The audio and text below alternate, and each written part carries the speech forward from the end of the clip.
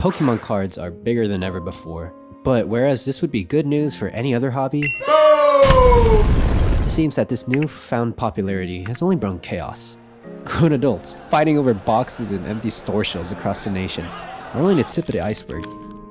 Here is a modern experience of Pokemon card collecting.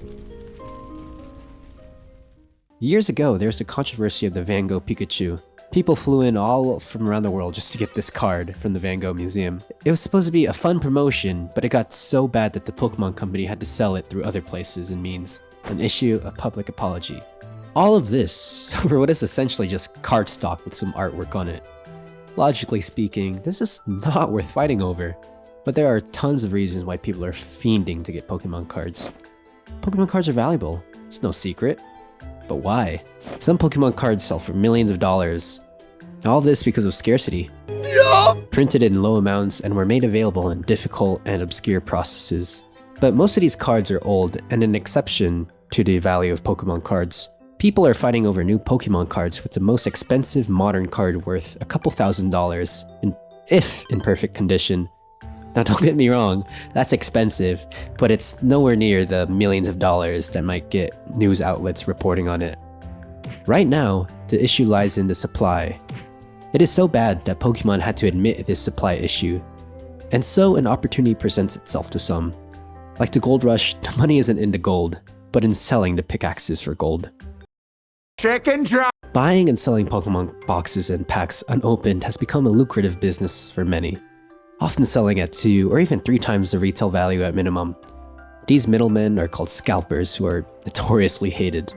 They serve zero purpose, using bot accounts, stalking, robbing, fighting. Scalpers will use all means necessary to get Pokemon card products. Opening Pokemon boxes and selling the cards within it for their value will often result in a loss.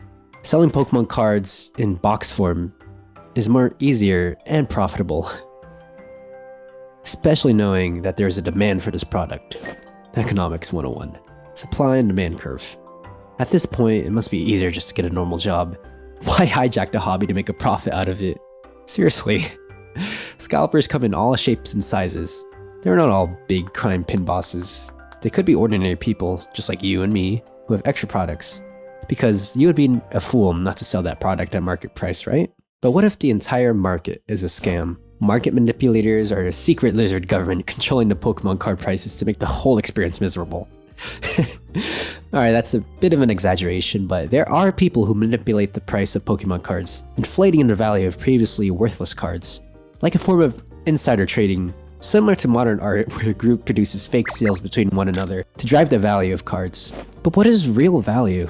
Is it PSA grading, where you ship a card off for $20 or more, hoping the grader had a good lunch, like a judge issuing lifetime sentences, only to await your results after a month? And if that result isn't a 9+ or even a 1, you just wasted time and money on a stupid piece of plastic. Pokemon cards are tricky because the real value of cards isn't explicit. Like, there's no dollar symbol beneath a Pokemon card. Why not just have a fake card if most people can't tell the difference? As stated previously, it's just a piece of cardstock. The value comes from Pokemon fans itself. The type of people who will wait from 6 AM to opening just to get their hands on cards. Pokemon is one of, if not the largest video game franchises. The video game, which sells in 2 versions with spin-offs and remakes to anime, movies, Pokemon Go, collectibles, a sleep app, plushies, life-size plushies, anything you could slap a Pikachu on, they have made it. Recently though, there's been the arrival of TCG Pocket, the mobile trading card experience, where you can open 2 free packs a day. It's aimed for a more casual audience compared to their already existing online trading card game. This has been a catalyst for my interest back into Pokemon cards. I hate Pokemon cards. But it was not always like this. In fact, this video was supposed to be how much I loved Pokemon cards, in spite of everything going on right now. But that was 2 months ago. This is the 4th time making this video, and my opinion has changed a lot in the past 2 months, and I can't say it's for the better. So why don't we start at the beginning, way back in January when TCG Pocket released, and that piqued my interest in Pokemon cards again, probably like so many other people. But nowadays, I can't even open my daily pack anymore, even though it's very little effort. I just can't bear the sight of a Pokemon card anymore. But why did I fall in love with Pokemon cards in the first place again? Like everyone, not everyone, but a majority of people like me, you grew up with Pokemon cards because it was fun to collect and trade and maybe battle if you ever learned how to. But 2 years ago, my brother, or maybe a year ago, my brother gifted me and my twin for a birthday ultra premium boxes, which is like an unheard of thing nowadays. But I got a Blastoise and my twin got the Charizard. It was really cool souvenirs. And it was like a nostalgia reminder of like, oh man, Blastoise was my favorite because Pokemon Blue was my first ever video game. But that's where it should have left off. That's where it should have. But back in January, Hermitcraft TCG released their cards. I don't want to get into it. It's just basically Minecraft YouTubers who released some cards. And it was fun organizing.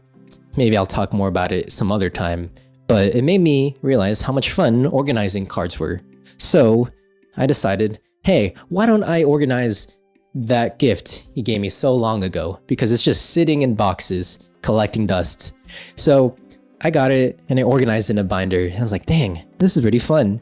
Why don't I try to collect every single card? I would spend days just scrolling, organizing through an Excel sheet with all the cards I needed, going through eBay and TCG players on the optimal card price, all that for just little pennies.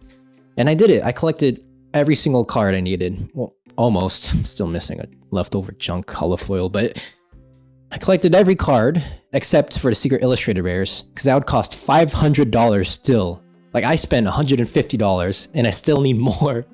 And I was like, why? Like, I don't even look at the cards anymore. Back then, I was just looking at it every single day, like amazed at how glorious the cards looked. But now I can't even bear the sight of it.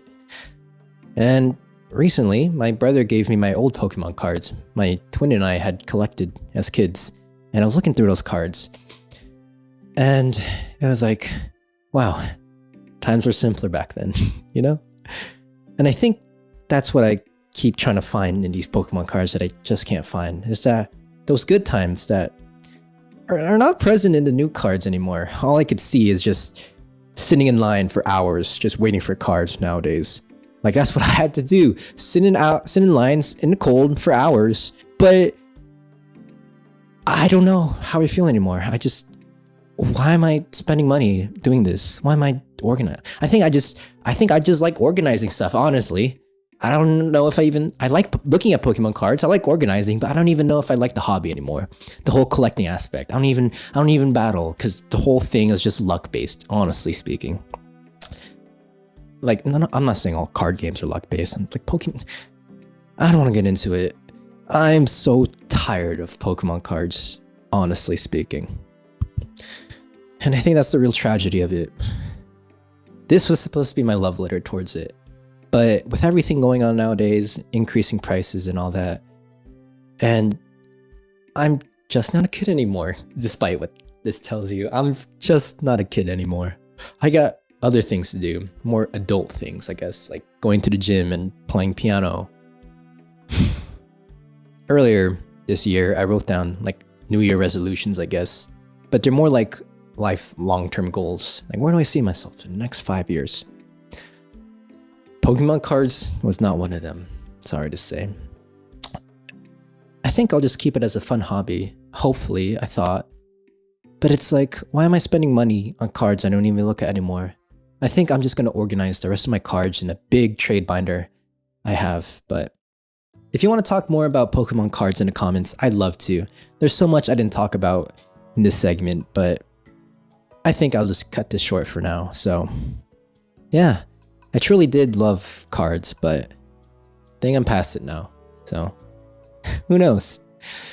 I guess. It was supposed to end on a more optimistic note, the original draft of this video, where I was like, oh, the memories and the cards are what truly matters, and you can't really put a price on that and all that.